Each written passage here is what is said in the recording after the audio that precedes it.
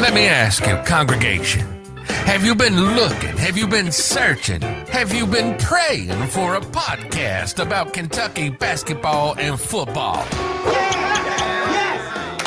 A show that will speak to you. A show built for you. Something powerful, fun, real, raw, and opinionated.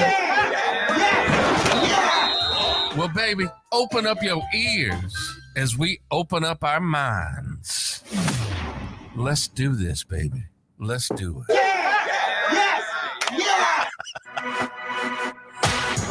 Welcome to Religiously Kentucky. If it's Kentucky football and basketball, we are all about it. And we're talking about it. And we're damn sure opinionated about it. This is Religiously Kentucky. And now your hosts, Jay Hayes, the Wild Child, and J.D. Hall, the voice of reason. Big Blue Nation, what is up? I'm your guy, Jay Hayes, and he is. As always, his voice of reason, J.D. Hall. And we are Religiously Kentucky. What to talk about? There ain't much, is there?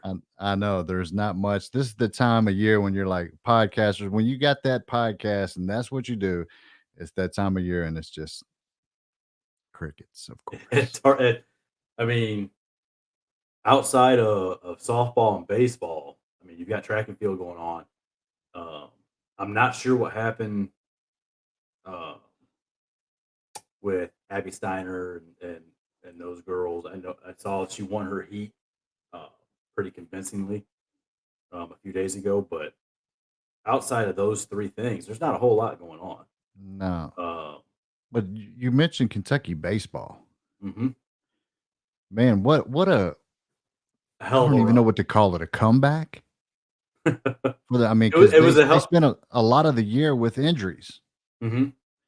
And then you get Anu back, and he sparks them to a win against Auburn with that shot to center field.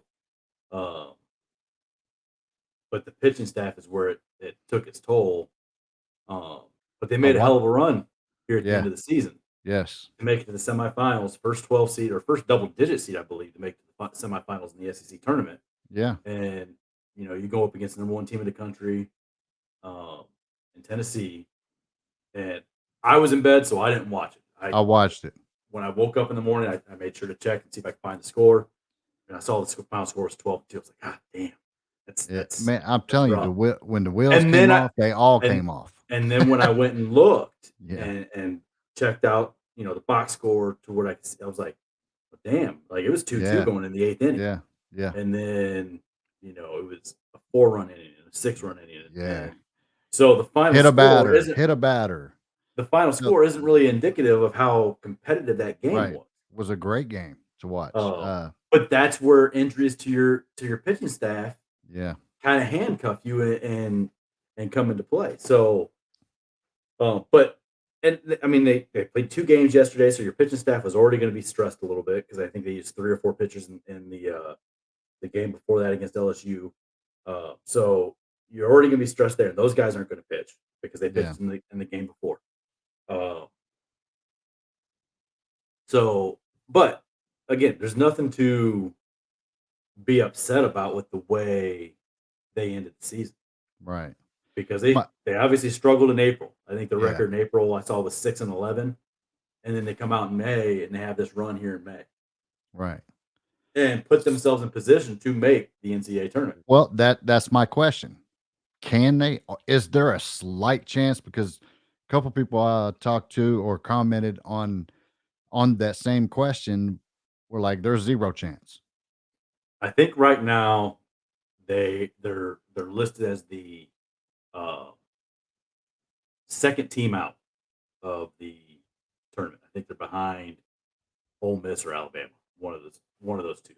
As a second team out of the tournament, in one projection. But here's the thing.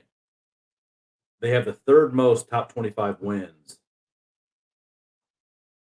in the country. I think they've got 12. They're the only team that has a series win against Tennessee. They have a series win against Georgia. They have a series win against the Big 12 champ TCU. They have a series win against Auburn. They beat Auburn again in the SEC tournament. Yep. They beat the 4-seed LSU in the SEC tournament. They beat Vandy, who I believe, even though they had the record wasn't great when you're talking about Vandy baseball, I believe they were still a top 5 RPI team. Yeah. And they beat them in the tournament. So they stacked all these great wins that a lot of teams in the country can't match. So when you look at it from that standpoint, I don't see how they don't get put in the tournament. Right. But you look at the season as a whole, Yeah. right? And Yep. most of their wins against the top teams have come in the last month. So they are playing their best baseball right now. Facts. Which when the committee meets for the NCAA tournament, one of the factors they look at is how well is a team playing right now Yeah. for an at-large bid. It seems like they And should take those injuries in consideration as well. you Saying, well, this you would player didn't think, play that, you know. right? You would think, but then you have some just weird, I guess, losses to more middle of the pack, Yeah.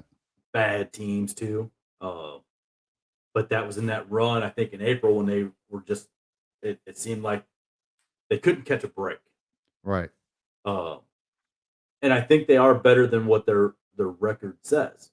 And you know, Arajanu was asked that same question, like, why is it you guys being the first 12 seed to win a game in the SEC tournament? And that was his answer. He's like, we're better than our record. Yeah. And I believe they are. But it's just been some hard luck losses. But again, they're coming around. They're playing their best baseball now. Yeah. We'll find out tomorrow at noon is the selection. So hopefully, I mean, I want to hang on to there is a slight chance, but like I said, I talked to a couple people and they was like There's zero a lot of people that say chance. there's no chance that they're making it. But So I'm holding on to hope. If you look at it from the standpoint of the quality of a lot of their wins, like nearly Right. half their wins have come against teams that are ranked in the top 25. Exactly. Yeah. So hopefully the committee takes that in consideration. right. So a lot of times, fans talk about how Kentucky basketball plays down to their competition or plays to the level of their competition. Right. It seems to me like the baseball team this year at times has played to the level of their competition, good and bad. And obviously over the last month, it's been a lot of good. Right. But hopefully they get that chance to play in the tournament. Yeah, we'll find out tomorrow at noon. But you mentioned Kentucky basketball. Mm-hmm. New coach hire, assistant coach, which would be like the third assistant coach Be the behind. third assistant, yeah. Right. Any word yet? I'm hearing reports saying zeroing in, and it's what I saw was that they've got their guy and they're just working on finalizing it.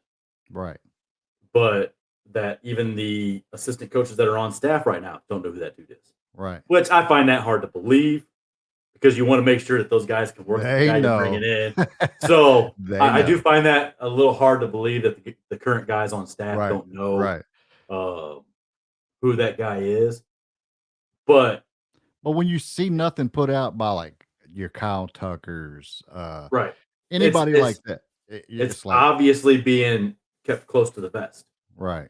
But also the timing of it. If it was a college guy or a high school coach or somebody else, you would think they'd already have that dude hired, right? Yeah. So the timing of it makes me think that it's somebody coming off of an NBA staff. Right. And it may be somebody that's still on a staff that's still playing right now. Right. So a lot of people are going to point to Miami because of the Pat Riley connection, that Tyler Hero, Bam, that whole Kentucky connection to Miami. Right. And maybe.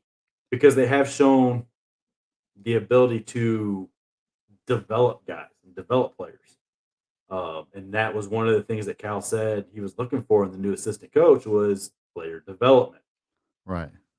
But when you look at that staff, who do you think the guy is that they're targeting off that staff? That's the only staff that I've looked at. I think there was rumblings that it may be a former player. And when you look at that staff, the only former player that I see is Caron Butler.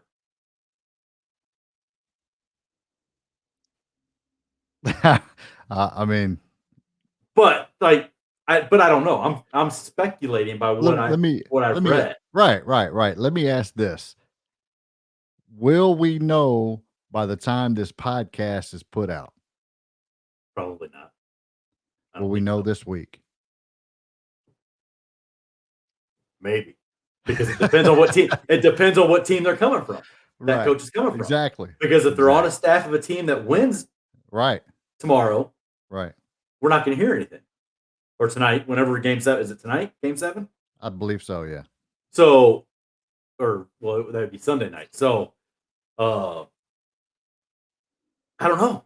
I really don't know because you just gotta wait and see. Right, and if you're not Ellen Calipari, right, you probably have no idea who it is. If you're not the boss on staff, if you're not the boss, if you're not on, if you're not on staff, because like I said, I find it really hard to believe that the current staff has zero idea about who they are targeting and working on finalizing the deal with. I mean, you got to know these guys are going to play well together. Exactly. You got to know that they can work well together. Right. And be a good staff together. Yeah, exactly. But it's exciting to hear that process didn't stop and they weren't like, okay, we're just going to hold off Bruiser down. Right. We're just going to bump Bruiser down to the bench, make him a third assistant for a year, then go out and get our guy. Right. So if they're doing this, they knew who their guy was when Jay left. Yeah. And they've been working on it since. Yeah. And we're talking about the new assistant hire. But I read an article, and I'm not gonna call the people out, but I read an article, and one of the things that I saw in the article, it said losing Jay Lucas was a major defeat. Do you feel like that? I read the same article, and I read that line too, and I was like, or am I thinking like, really?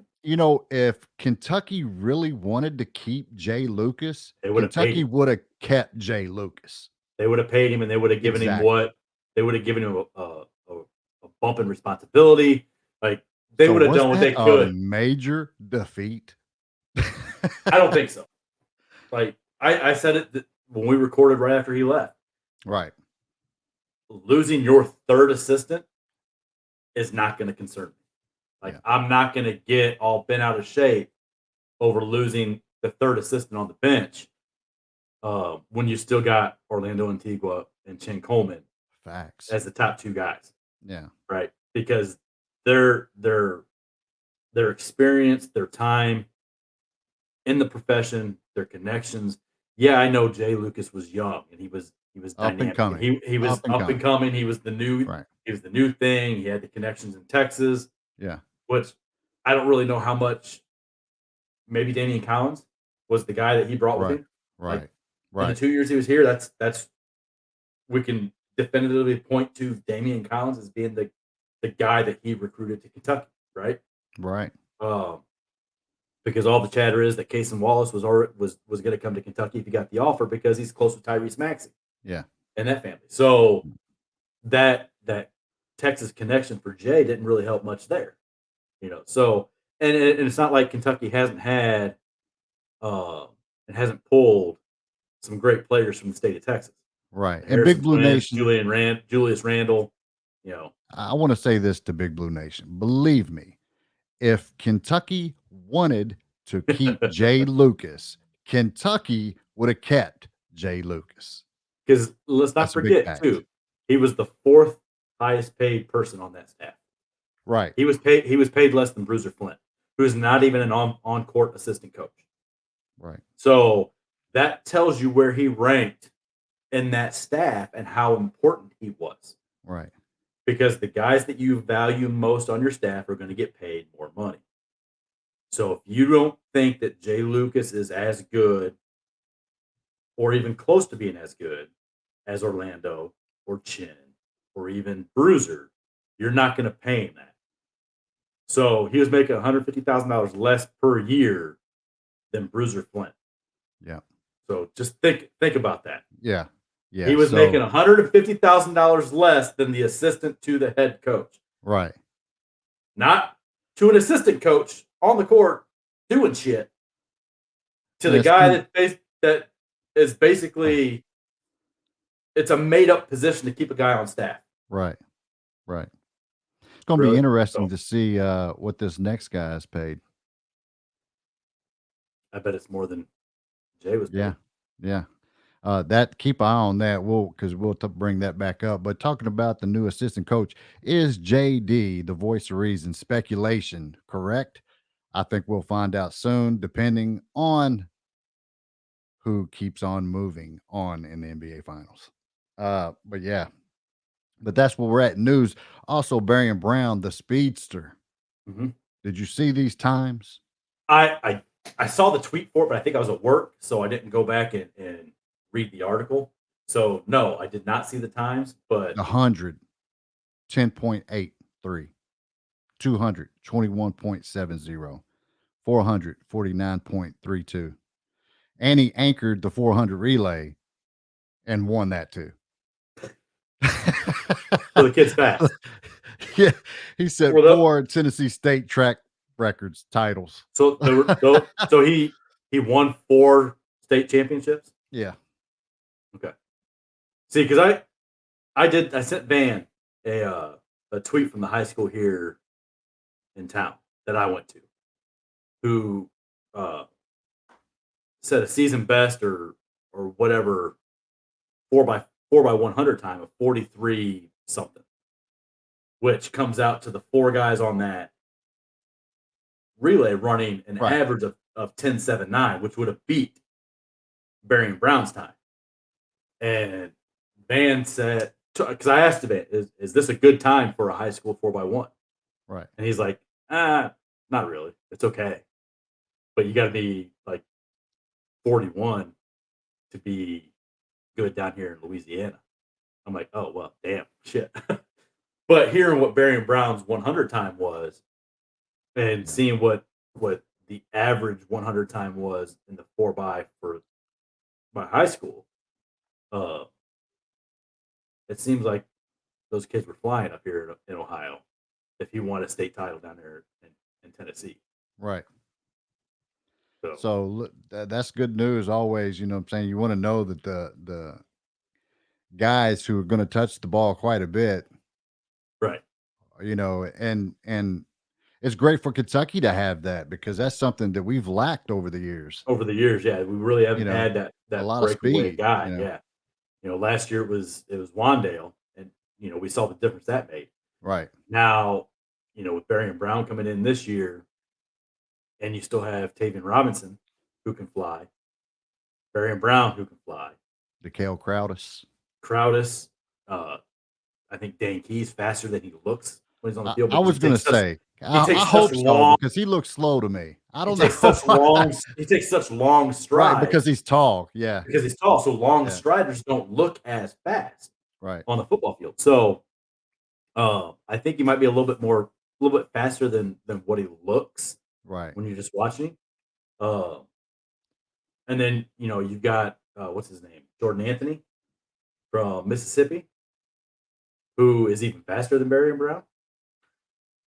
Speed. You know, him coming in. So they're speed upon speed upon speed. And then the little slot guy from Cincinnati that's coming in too, you know, who's a burner. So it seems they've made a real conscious effort to up the speed level in the wide receiver room.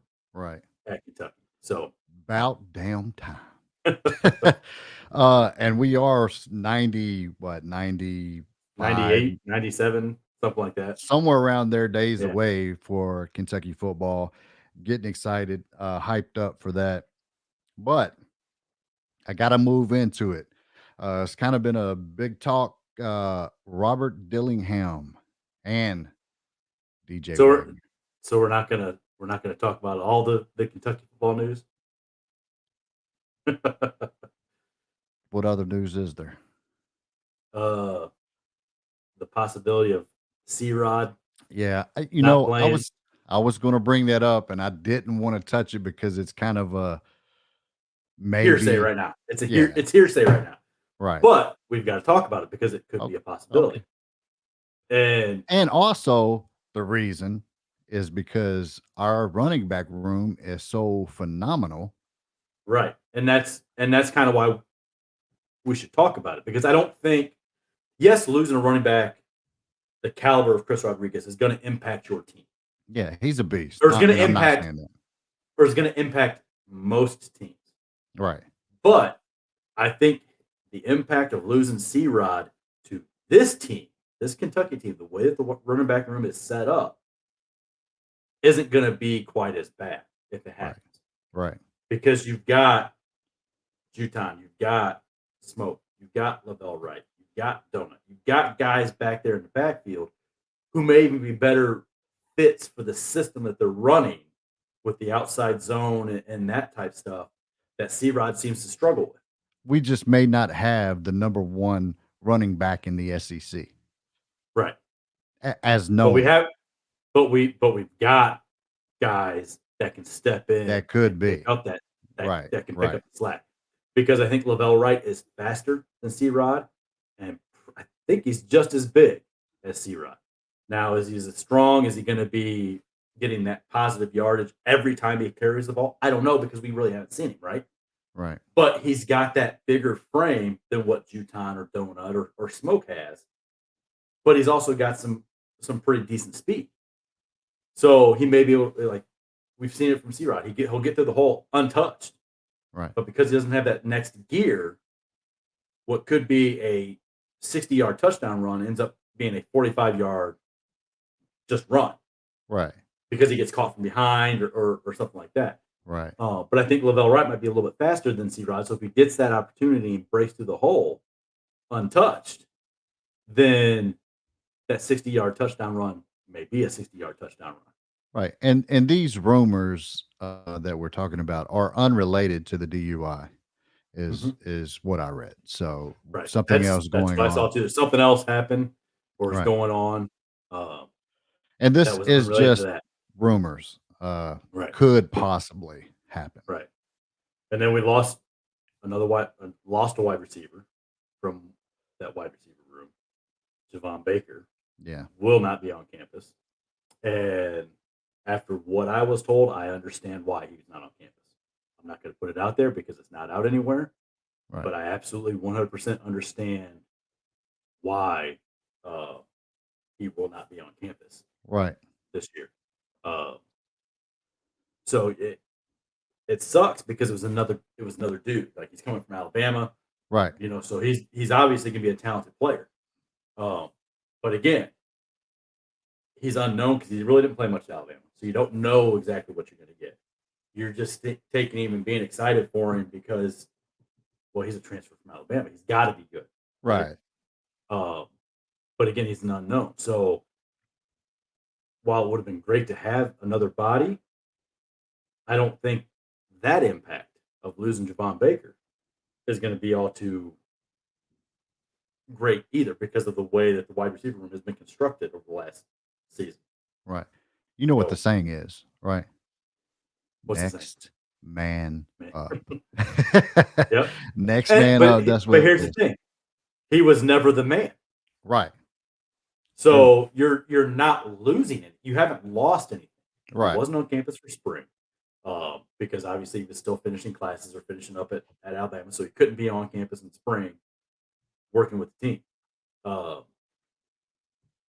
But so in that situation, you haven't lost anything. True.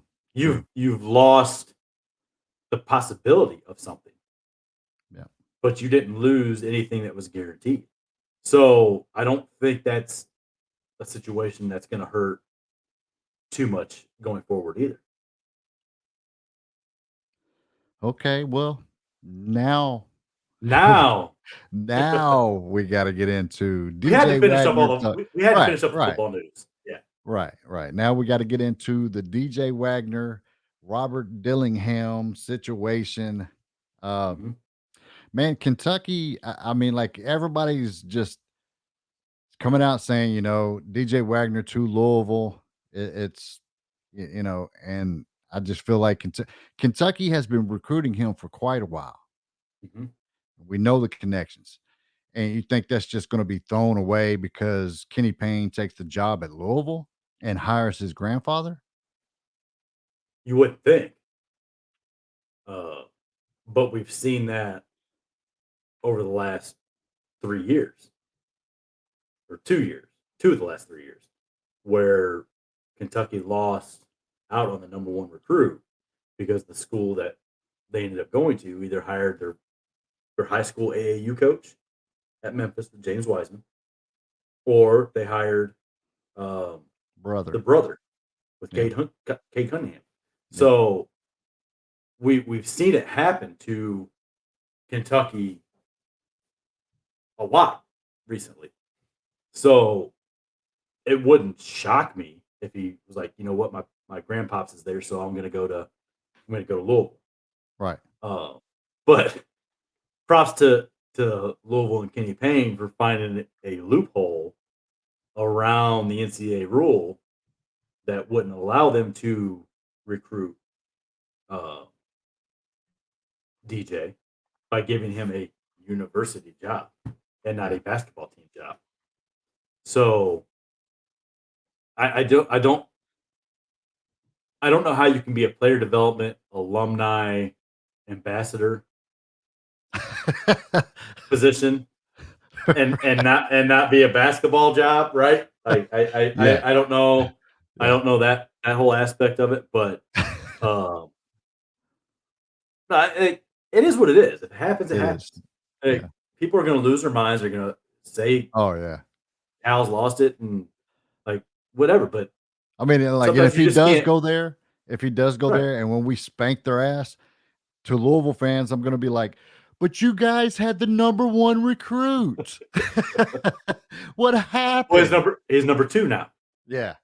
and Still, 24/7's new rank you is number know, 2. you get those top Um, recruits, you're supposed to win, right. you You're know. supposed to win. Um, but I'll take Dilly. Like So, I'm not gonna bitch if we lose DJ Wagner and end up right. with Dillingham. Like Which if brings us to Robert Dillingham, who has just recently set a date, Mhm. June 24th, I believe it is. Right. Now, does that speak on the DJ Wagner situation? I I don't think so because there's been a lot of smoke for Kentucky since he decommitted from NC State anyway. So it's not new information or anything like that with Dillingham and possibly committing to Kentucky because all the word was back in the fall was it was already a done deal to Kentucky. Like he was coming, he'd already committed. It was just waiting on the announcement, and then he commits to NC State, Right. right? So uh, I don't think that there's much uh, drama or whatever, and where he's going to go when he announces on June 24th. I think the crystal ball picks and that stuff pouring in for Kentucky kind of lead you to believe that it's going to be Kentucky, and that's it. Like I said, so you lose DJ Wagner, but you get Robert Dillingham. Like they're pretty comparable So players. you think we've lost DJ Wagner? I didn't say that. I'm saying if you Right. lose DJ Wagner, Right. you've got Robert Dillingham. So it's not like you've got nothing because Dillingham is a top 10 recruit too. Yep. And he's probably a little bit better, or he might be a little bit better shooter than DJ is right now. But I think they play a pretty similar style of basketball because they're pretty similar in size, Right. right? So I they're think both they're kind both of listed at 6'2". right, and both probably around 160 to 170 pounds. Yeah. So they're pretty similar in size. So they're going to play a similar style of basketball. But Dillingham's pretty dynamic scoring the basketball too. So you're not losing a whole lot if you lose DJ and end up with Dilly. Yeah. I think a lot of people will be upset just because it's been, I mean, like a That's name what that they're we've gonna. thrown around That's what for they're gonna quite be a upset while. about. That's what they're gonna be upset about is a legacy recruit Right. going somewhere else. But he's also a legacy recruit for the University of Louisville because of his grandfather. Right. So it's not like he's choosing Oklahoma or some random school. He'd be going to a place where his grandpa, I believe, won a national title, didn't he? Yeah. Yeah. So, Why didn't his son go to Louisville? because Calipari hired him on staff in Memphis, Exactly. right? So Facts. Yeah. there was a reason why Dewan went to Memphis. Right. It wasn't just Right. because So when you start Cal was looking at there, those things, yeah. right? So there was a reason why he went there. He Right. followed his dad. So, but at that time, in Cal's career, coming back to college, like you do whatever you can within the rules Yeah. to get guys on campus.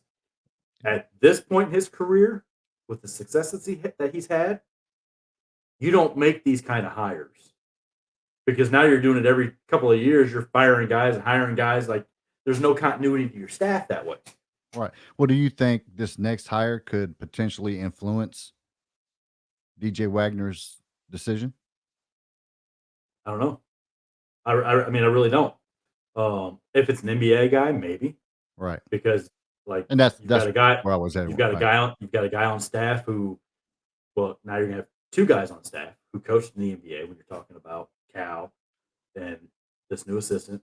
If he Yep. comes from the NBA ranks, who knows what it takes to get to the league and what you need to do to get there.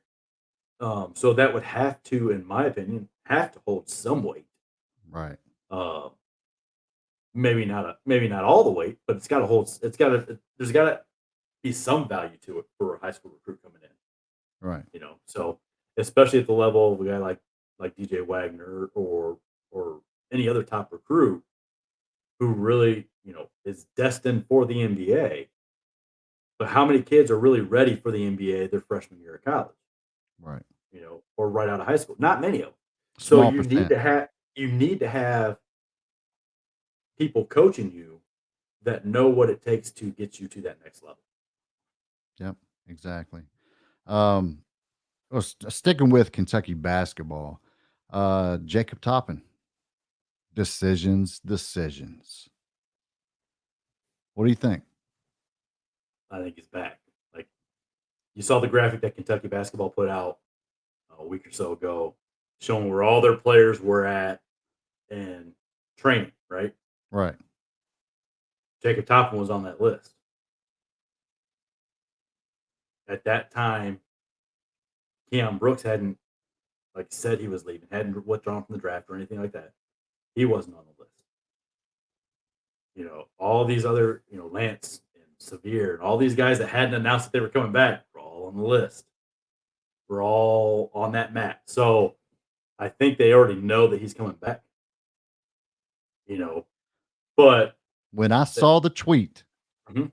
that made me think that he was coming back. Decisions. I was like, oh, he's playing social media. That's what I think. Like Let's bringing up get the them engagement, like going. right, Yeah, right, yeah. Stir that pot. that's right. So, I think there was probably a segment of the fan base that was like, "Oh, fuck, here we go again." Yeah. So, but I was never worried about Jacob Toppin not coming back. Right. Because if you're Jacob Toppin, that like this is what you do. I wouldn't say worried, but he has NBA potential and he's super athletic. So somewhere in there, you got to say, well, the kid can make it. But is he ready? But is he ready? Right. And that's why you go and you get the feedback, is so that these guys can tell you, hey, you're not ready yet. Work on this, this, this, and this. And then next year you're going to be ready. You'll be good to go. And I think one of the biggest things he's got to work on is his 3-point shot. Yeah. Like, it's got to be something that along with Oscar that he can, and that Kentucky can sort of rely on, right. and be a competent 3-point shooter. But now I all think these guys are getting that NBA feedback and say, well, Mhm. we need to see the long ball. Right. Calipari only shoots 20, if that, a game. So how are we going to do this? Oscar gets so many. Jacob gets so. But here's the thing: if we shoot 30 of them, but they're all good shots and they come through the flow of the offense, Right.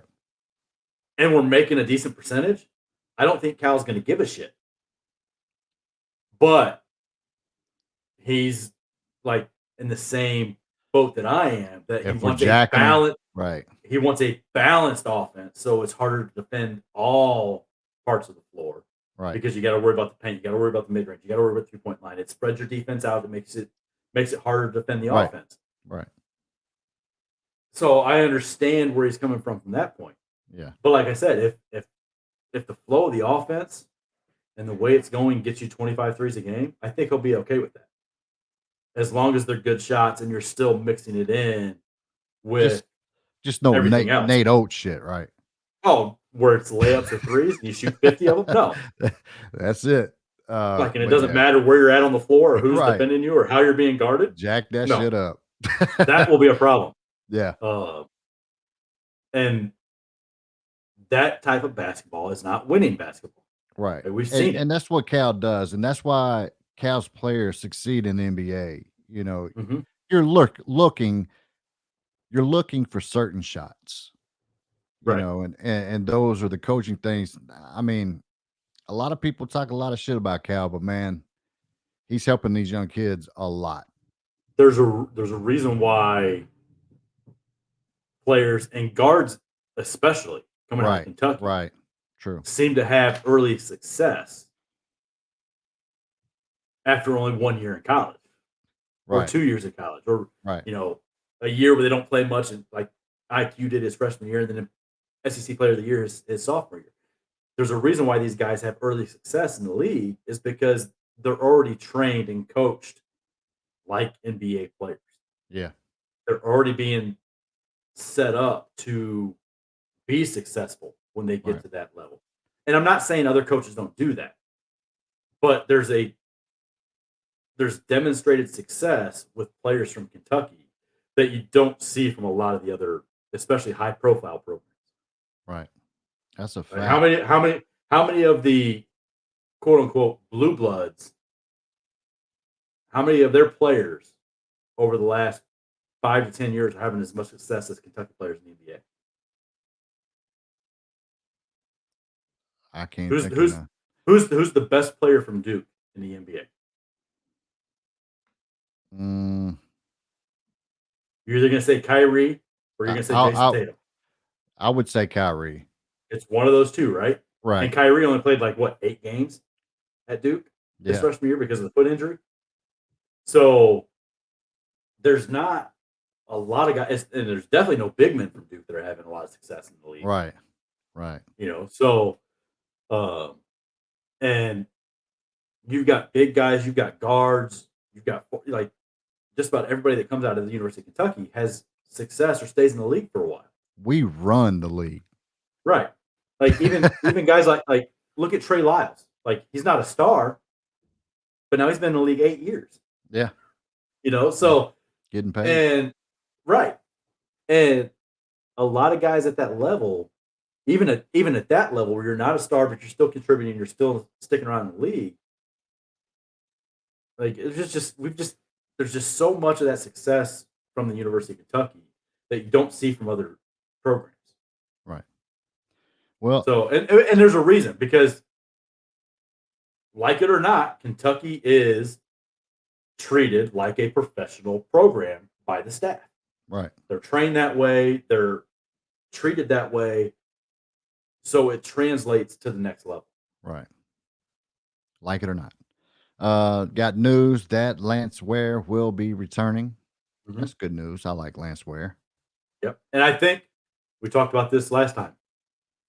I think the success he's having down in Brazil, or was having, I don't know if they're back yet, but whatever, the success that he was having in Brazil, putting up the points and putting up those big numbers, should, in my book, in my belief, are going to play a big role in the type of season that he has.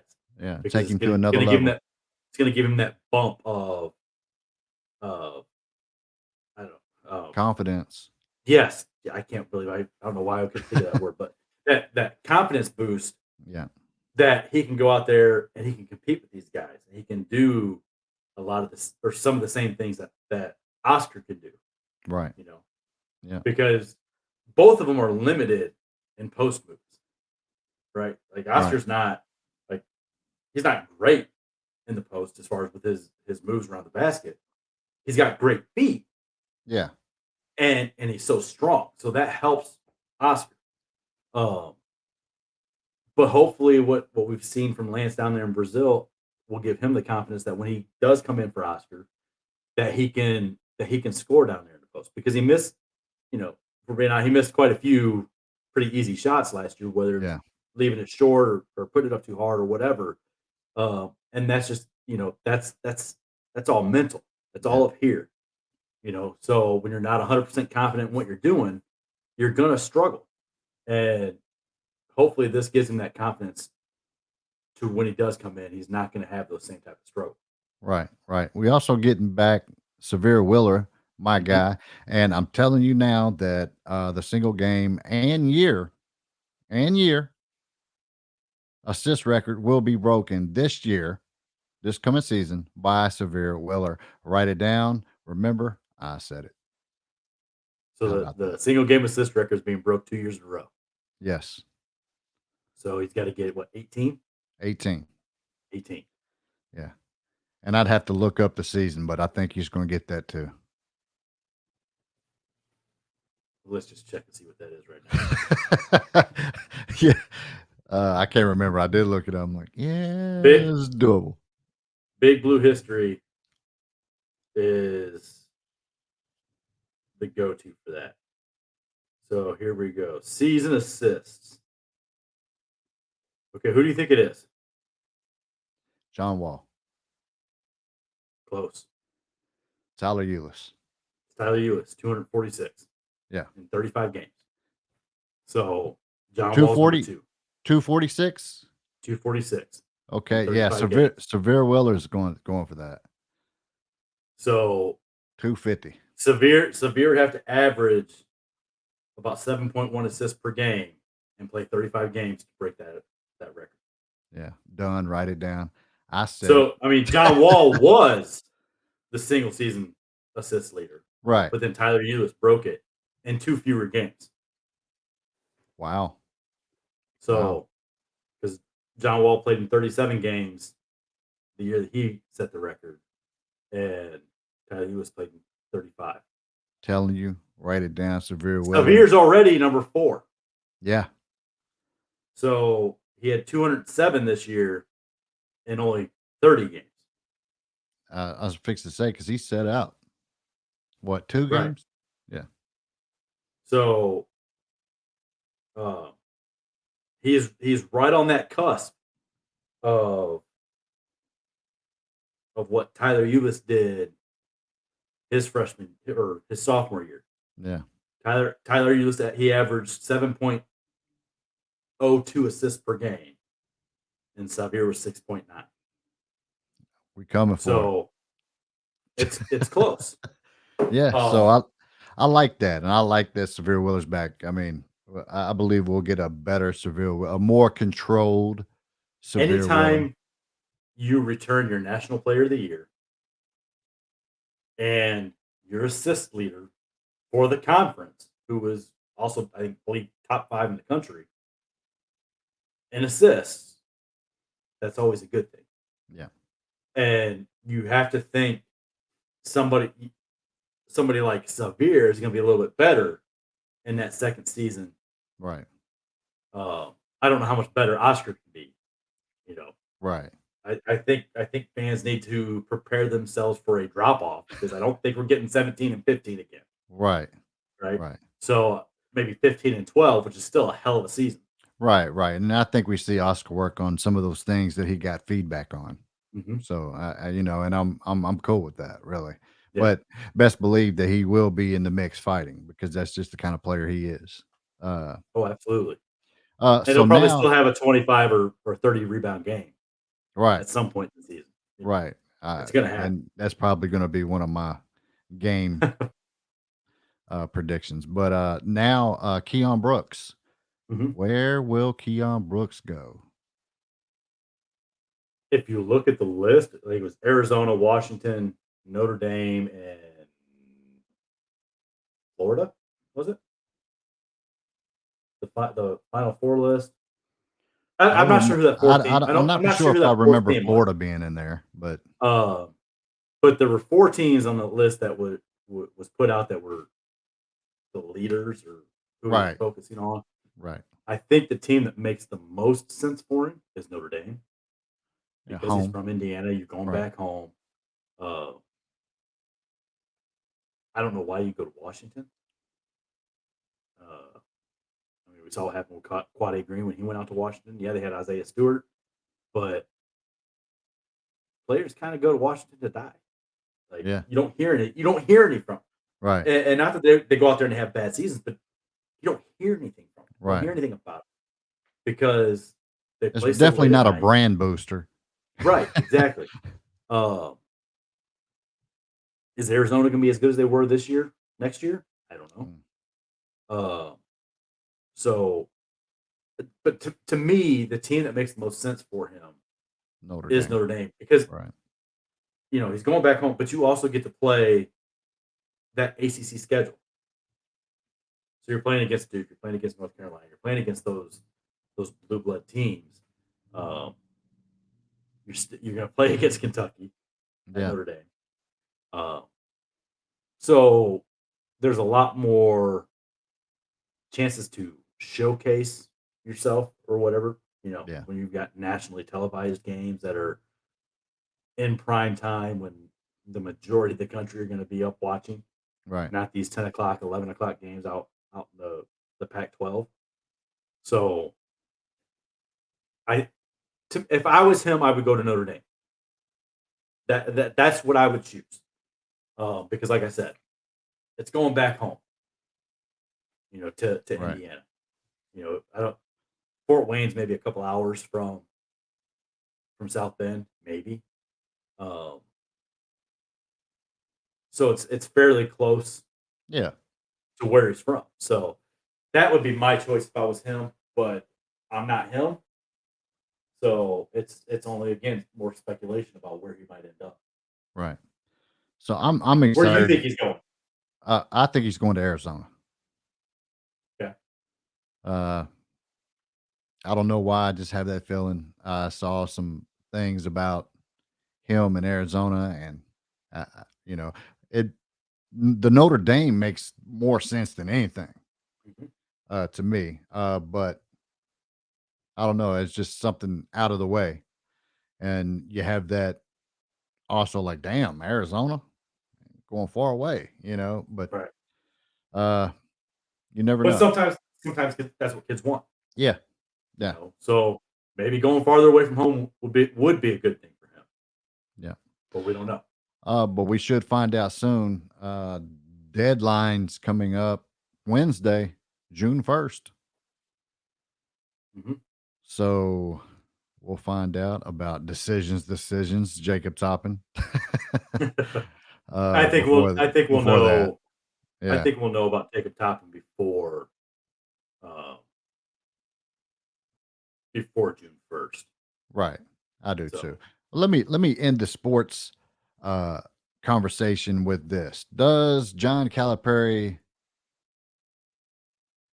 get the matchup with Indiana? If they do Supposedly, it, there's some talks with that. if they do it, uh, Indianapolis. in a neutral court situation, I think it'll get done. But if Indiana's still insisting on that home and home, it's probably not going to happen. To me, I don't care one way or another if we play Indiana. Right. You know, they don't move the needle for me. They're pretty irrelevant nationally. Right. Yeah, they have an NBA guy as their head coach now, but they really didn't make a whole lot of noise last year. Were they better than they were the year before? Yeah, it was hard to be as bad or worse. It's only up from here. Right. So they were gonna get better. Yeah. But like I said, that rivalry doesn't do much for me. I mean, like, it doesn't for me either, but as a young man, I loved that rivalry. Right. You know. Oh, you best believe, like, But when that's gone by the wayside. That's when been that gone for a game very long time. when that game happened with their freaking popcorn buckets or whatever they put the watch shot on, and hearing about what was going on in Bloomington, the Kentucky fans after the game, walking Yeah. down the street, what the Indiana people were doing, I was ready to be like, all right, next time this fucking game's in Bloomington, my ass is gonna be there and let one of these dudes try and do that to me. We want the smoke. Like, you ain't throwing a fucking beer at me and walking away from it. Yeah. Like, yeah. We're gonna deal with that. I was fired up when I was reading these Yeah. stories Some of crazy what was shit. happening to Kentucky fans. Yeah. Not even like in the arena, just walking down the street Right. and what Well, these it Indiana happened. people were doing. It happened in the arena too. Right.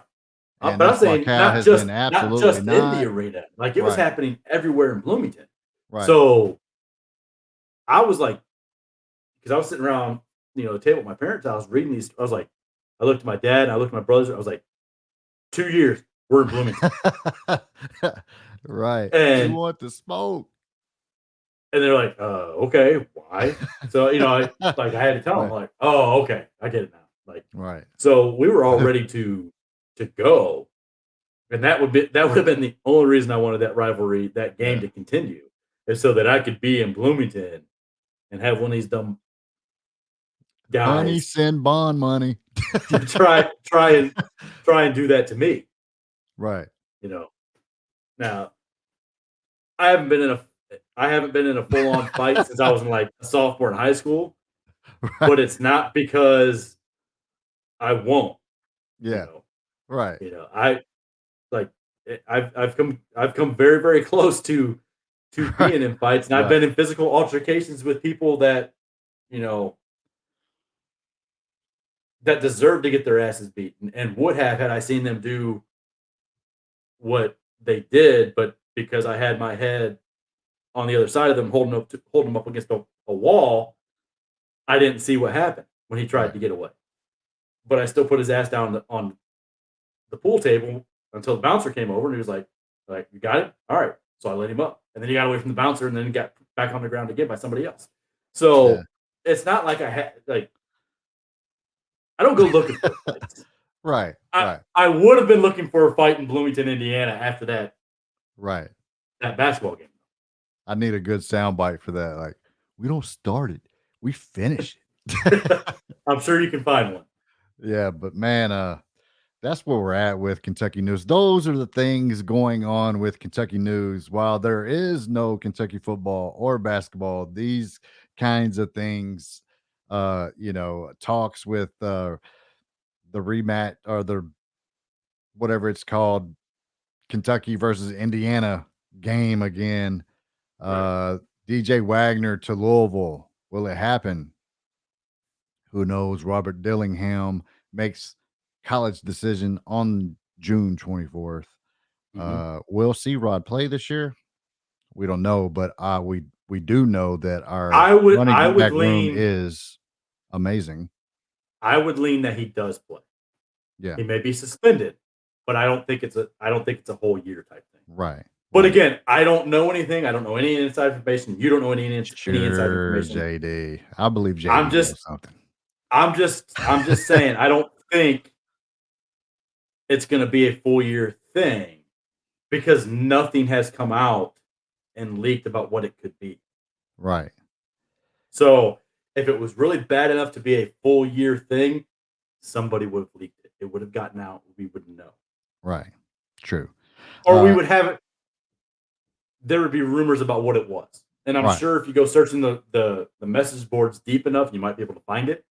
Yeah. I'm not taking that time out of my life to go searching through those cesspools. Right. The summer is not that boring to me to do that. Yeah. To find that stuff. I'll read the Travis Graff, Justin Rowland, David Sisk updates and the message boards, and that's about it.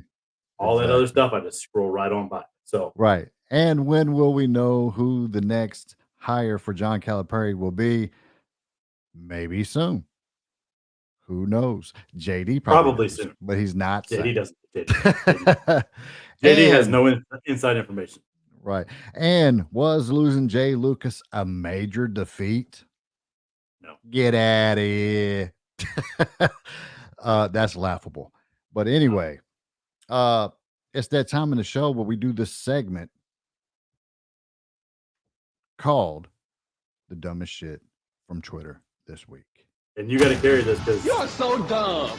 You are really dumb. For real. And now it's time for the dumbest shit from Twitter this week. It's dumb, dumbass.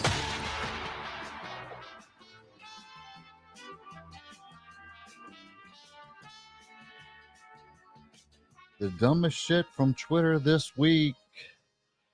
What do you got, JD? I know when we started, you said you got to carry this, and I'm like, I really didn't look for too much dumb shit. I did see a couple things. Like there were a couple of shitty Tennessee fans like tweeting about the baseball game, which is normal. If I'm going to be 100% honest, I completely forgot to look for dumb shit this week. That's what working will do to you, right? But yeah, I mean, but you did send me a tweet earlier today of a quote tweet of somebody called Benjamin 2022 SEC Champs. Yeah. Obviously, he's a Tennessee fan, right? And it's just a tweet of 3 pictures of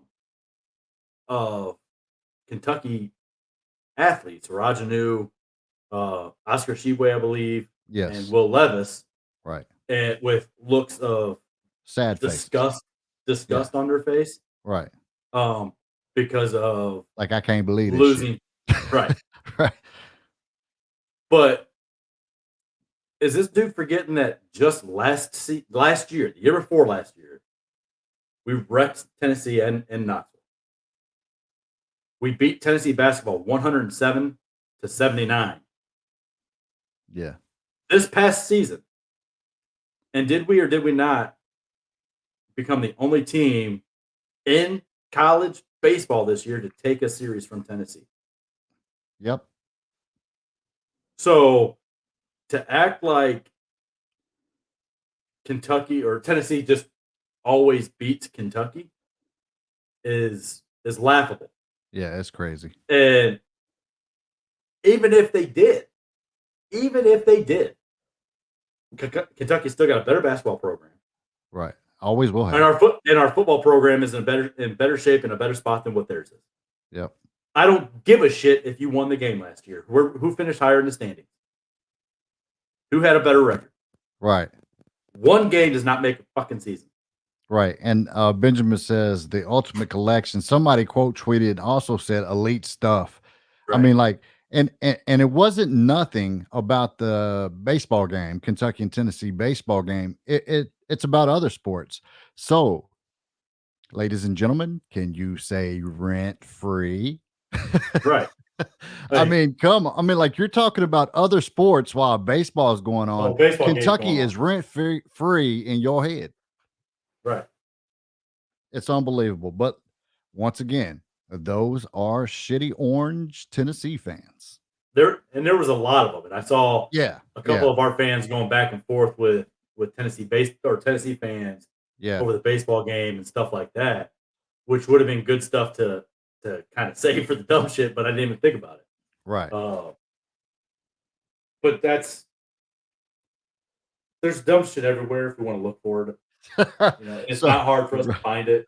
Right. So So that is the one dumb thing. the one Tennessee dumb thing fans, that we've got today. the fan base that keeps on giving, the Right. shittiness of Tennessee. That's what it is, and that was the one thing, the dumb shit. That was the one thing that you saw that you felt I had to see. Right. Right. Because I was like, well, JD hasn't really sent nothing. Maybe I should send him something. So now you Right. know, JD did not look for it. So that was the dumbest shit from Twitter this week. My bad. But no, Oops. yeah, whoopsie. But yeah, man. I mean, like, it's hard during this time right now. It's hard to do a podcast about Kentucky sports when there are none that No you Kentucky cover, sports. that you Right. cover, that we cover. That So because we don't even have to we don't have to look to cover and talk about Kentucky basketball, and Kentucky football. right, That's what we know, yeah, right? So that stuff comes pretty easy to see the information, talk about it, or just talk about our expectations. Like that stuff comes easy to us. right, When you start talking about college baseball, now I played baseball into college, so baseball was my sport. yeah. But I don't follow college baseball. I would have took closely. I would have took you yard, JD. Nobody ever Nobody hit a home ever? run. Ever. I never gave up a home run. Did you Well, pitch? hold on. Did you hold on. pitch in Kentucky though? Hold on. I will say I gave up one home run, but it was in a scrimmage, so it didn't count. Oh wow. But my entire baseball career, from little league all the way through high school, because I didn't pitch when I went to Alice Lloyd, and then I didn't even play. I ended up, leaving the team before the season started. But Right. JD was throwing heaters. oh hell no, there was no heat coming off. He had to make up with the jump. Like I threw a fastball, a changeup, and a curveball. Now, I think it was the summer before my senior year, or maybe the summer after. It was right around that time. The Arizona Diamondbacks were actually in Tiffin holding a tryout. And I'm like, I don't have a chance I'm gonna go at do all. But you know what? Fuck it. When am I going to get the chance to do this again? this. Right? Right. I wish they had like the bloopers of the tryout. Okay, there was no blooper. But here's the funny thing. So I'm out there taking ground balls and stuff like that. Right. There's nothing real. There was nothing real formal. So I'm out there and they, hey, do any of you guys pitch? I'm like, I pitch. All right, come over here.